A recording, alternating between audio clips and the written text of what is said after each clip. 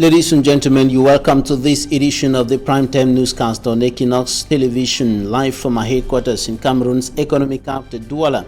I am Bablet Jonathan. The government of the Republic of Cameroon rejects accusations against the country's military over the killing of a 4-month-old baby in Moyoka in the crisis-hit southwest region of the Republic of Cameroon. In a press statement, the Minister of Communication and Government spokesperson Emmanuel Sadi has accused the separatist fighters to have killed the 4-month-old baby, and out of the country at least 20 persons have been killed in an attack by armed persons or an armed group in the Central African Republic. The attack took place in 2 villages.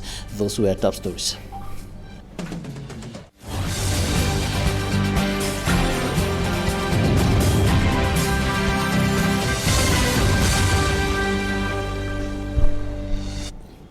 Cameroon's Minister of Communication and Government spokesperson Emmanuel Sadi has dismissed allegations or reports that the military killed a 4-month-old baby in the southwest region of the country, notably in the locality of Muyuka. In a press statement issued today by the Minister of Communication and Government spokesperson Emmanuel Sadi, the Cameroon government simply indicates that the killing of the 4-month-old baby is the responsibility or was committed by pro-independence fighters in the southwest region of the country. And in a release, of course, issued today, Emmanuel Sadi said the video circulating on social media is manipulation masterminded by the baby's mother and the person who filmed it. According to government spokesperson, the father of the child is an ex-fighter who repented and was still being haunted by his former colleagues who killed his baby in anger. And the dead baby's mother, however, told us that her husband, a farmer, had nothing to do with the pro-independence fighters. In other words, he wasn't a pro-independence fighter. The husband was not a pro-independent fighter. That is according to the baby of the 4-month-old mother. The mother of the 4-month-old baby killed in Moyoka in the southwest region of the Republic of Cameroon. We come back to that story with Sumanjikan Gebre. Look at people crying. Total consternation in this residence at Moyoka, a locality in the southwest region. On the carpet is a 4-month-old baby with blood oozing out of his head after receiving more than 3 bullets. The mother, who has been touched, tells us how it happened.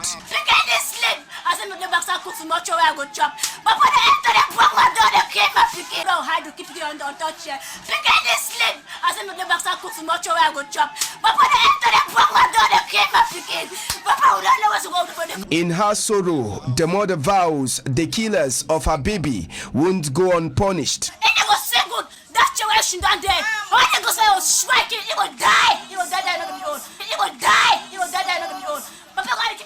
According to unconfirmed reports, a confrontation between the military and separatist fighters had taken place not too far from the residence that provoked the untimely death of the 4-month-old baby. The horrible image that has gone round the world has caused some political authorities to sympathize with the situation.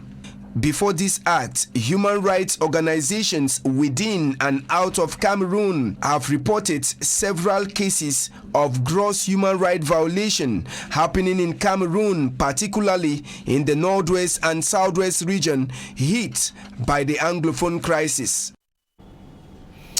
And the Minister of Communication and Government spokesperson has rejected those accusations against the country's military, indicating that the video that has gone viral on social media since the death of the 4-month-old baby in Muyuka in the southwest region of the country is manipulation masterminded by the baby's mother and the person who filmed it, and also indicating that the baby was the child of an ex-fighter who is being haunted by his angry friends who are said to have killed the 4-month-old baby, according to Minister Rene Emmanuel Sadi.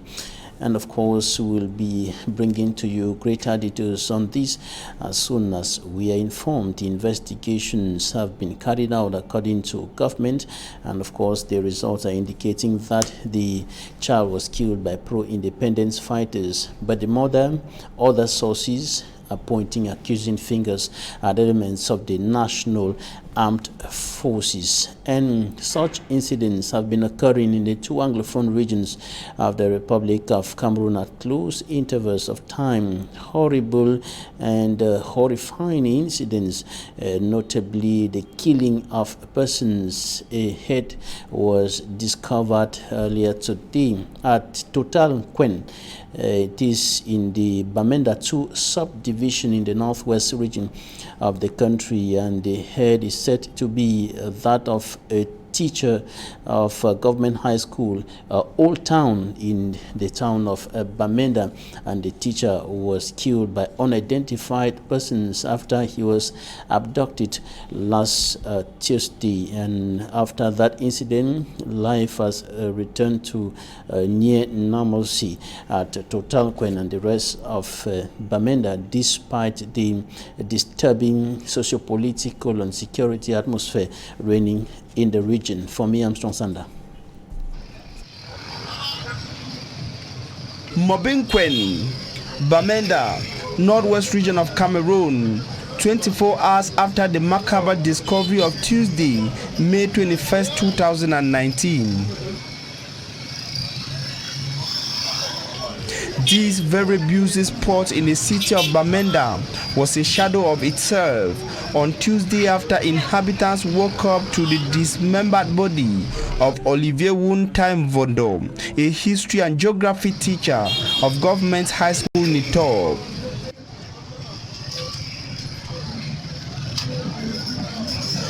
Assassinated by yet to be identified individuals, the head, arms and other parts of the body of the school teacher were abandoned at the heart of Mobimquen. Shocked by the discovery and afraid of the unknown, inhabitants deserted the popular and very busy Mobimquen till Wednesday morning, when life gradually and steadily returned to Mobimquen. This is, however, not the first of such inhuman acts committed either in the northwest or the southwest region hit by a close to 3 years conflict.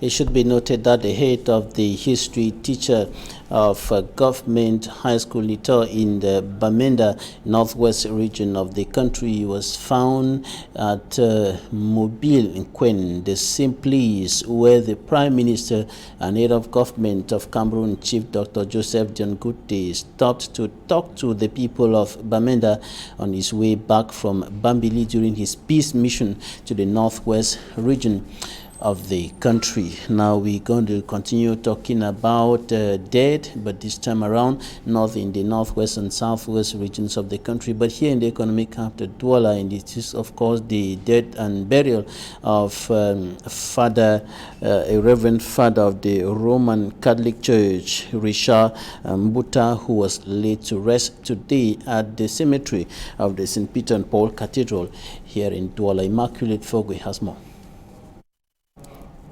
Immaculate Fogwe with that report concerning the death and of course the burial of another priest of the Roman Catholic Church in the Republic of Cameroon. Father Richard Mbuta was laid to rest today at the cemetery of the St. Peter and Paul Cathedral here in Douala. Her report. We'll be coming back to that report in a short while. Time for us to talk about other issues. Inhabitants of Mangwa are calling on the government to come to their rescue, and the village has been for over 35 years without potable water, and the Lone Technical College in that school is also suffering from lack of adequate teaching materials and facilities. Smanjik and Gabriel has more. Mankwa, a village that is situated some 14 kilometers away from Melong town. The poor stage of the roads is the first hindrance to those traveling into Mangwa village. The fresh climate of the village, however, makes it difficult for one to know the suffering of the more than 5,000 inhabitants of the village who are in dire need of social amenities. If the talk say that the village with the key development for if they are counting villages that serve as the bread basket in Melong, Mangwa is first. No hospital, people are dying. Bilam since Bikini sick for night for go for Melong. Okada Dodi. We hospital there for we can assess it. Apart from the roads, for 35 years running, the population haven't seen drinking water since the water reservoir got bad. Light, we not get them. No light and no water. Mangwa has been forgotten. No, not you know what we work out. So we really go for Usai. We did this with the crowd over. They don't forget Mankwa. The villagers also lack health care as a result of the absence of a qualified medical officer and a health unit. Rigobert Ebuke, native of the village, is now volunteering to attend to sick persons in his own private residence, which has been transformed into a semi-health center since 2010. At the educational level, schools in Mangwa have been abandoned to themselves. A government technical school, even though available, is unable to train those who have been registered. GTC Mangwa, which is in 2 separated houses, is divided into 5 classrooms because of the lack of didactic materials for theory and no machine for practicals. As a result of that, most of his students have been forced to travel out of the village. Coffee, which is the main business of the inhabitants of Mangwa, is no longer available. They have been abandoned to themselves. The inhabitants are tired of crying every time to the government. Out of Cameroon, the United Nations peacekeeping mission to the Central African Republic has said at least 20 persons have been killed by armed and unarmed group in the country, notably in 2 villages. And the head of the mission, Mankenjai, said the attack took place in the villages of Kunjili and Jumjum, and the massacre is the single bloodiest incident since the government of the Central African Republic agreed a peace deal with 14 militia groups in February this year. Central African Republic plunged into turmoil in 2013 when Muslim rebels from the Selika umbrella group seized power in the majority Christian country. A band of mostly Christian militias called Anti-Balaka rose up to counter the Selika rebels. Thousands have been killed in the violence and more than 1 million internally displaced. An estimated 570,000 people have fled abroad as a result of the crisis ongoing in that country. Gabon's Vice President and the Minister of State for Forestry and Environment have been sacked over a timber scandal that rocked the country. They are relieved of their functions by a presidential decree. Both personalities denied any wrongdoing. Innocent Azi. Both personalities are Pierre-Claver Maganga Moussavou, Gabon's vice president since 2016, and Minister Guy-Bertrand Mapangu. They were ejected from their post in a government statement posted on social media. The decree that formed part of a reshuffle by Gabon's President Ali Bongo was announced late Tuesday by the Secretary General at the Presidency, Jean-Yves Thialé. By decree of the President of the Republic on this day, the functions of the Vice President of the Republic, Mr. Pierre-Claver Maganga Moussavou, as is that of the Minister of State for Forests and the Environment, Guy-Bertrand Mapangu. Recently, the two government officials had been questioned by the Prime Minister for their respective roles in the suspected precious wood scandal. Reports say the two strongly denied complicity in the affair, which the President had on Monday vowed to punish all perpetrators of the disappearance of over 350 containers of protected hardwood worth nearly $250 million. In late February and early March, the authorities uncovered and seized 392 containers with 5,000 cubic meters of illegally felled Kevazingo wood in the ports of Owendo. But by the end of April, 353 of the containers had disappeared. President Ali Bongo's government responded by noting the case as extremely serious, which requires the greatest severity in response. It added that there must be no weakness, no impunity, no special favor, no matter the rank of the person involved. In the middle of May, Gabon's prosecutor said 71 of the missing containers were found on the port premises of Cameroon Registered Transport Company, Sotrasgap, and 129 found on the property of Company Owendo Container Terminal. The Kevazingo wood in the stolen containers, according to a Gabonese wood firm runner, would have a market value of at least 140 billion francs CFA, that is $241 million. We wrap up the first part of this newscast with this report on the death and, of course, burial of a priest of the Roman Catholic Church, Reverend Father Richard Mbuta, who was laid to rest today here in Douala. Immaculate Fogwe has more.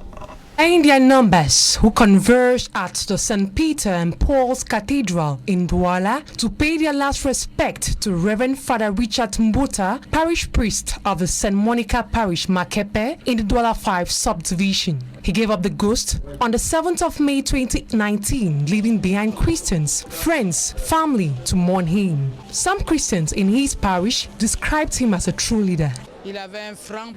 During his homilies, he was very frank. One might think during his preaching, he was insulting some people, but we came to understand that he wanted some people to change. That is why I loved him and equally prayed for him. These other Christians says, during his preaching, he encouraged all of us to love one another, just as Saint Teresa of the Child, Jesus. According to some religious, Reverend Father Richard Mbuta has accomplished his mission on earth, and that it is left for us to pray for him. He has accomplished his mission on earth. He was called to serve in his father's vineyard, and he has done well. And now the Lord has asked him to come and rest. All of us priests have to be prepared for death, because it is a path everyone will have to take. Let us pray so that we can always be ready when our time comes. Reverend Father Richard Mbuta is laid to rest at the St. Peter and Paul Cemetery after serving the church for 22 years. Talking Point is up next.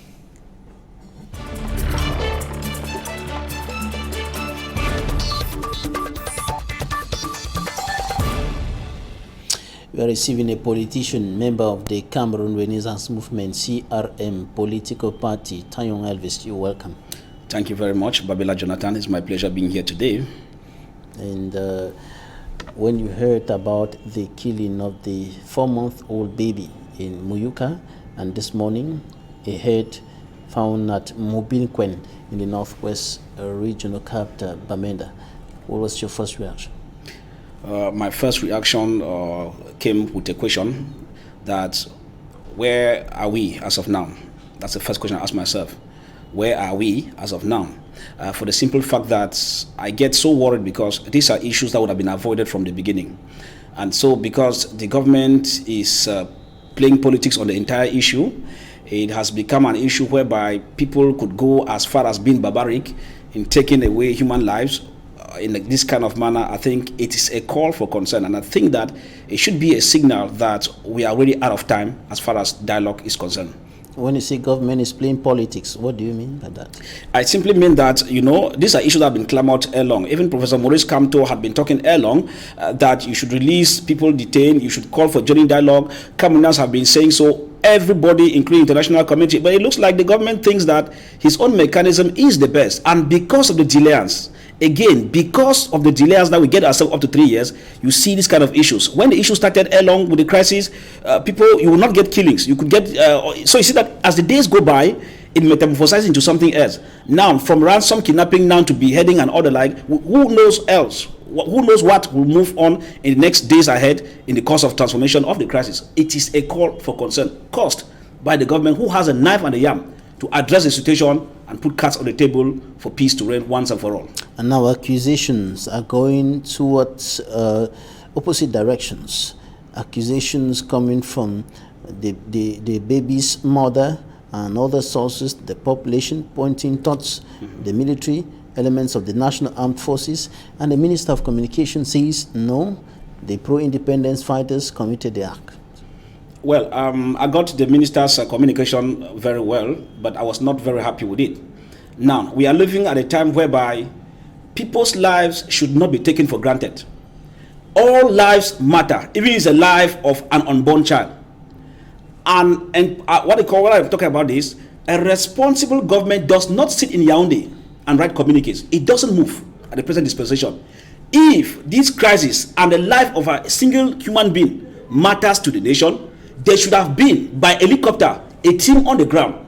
As I said earlier, I don't know what parameters the government used in saying that experts have analyzed, but I think that a responsible government that caters for any soul that is lost would have gone as far as even asking the family to hold on through the deal of Moyoka.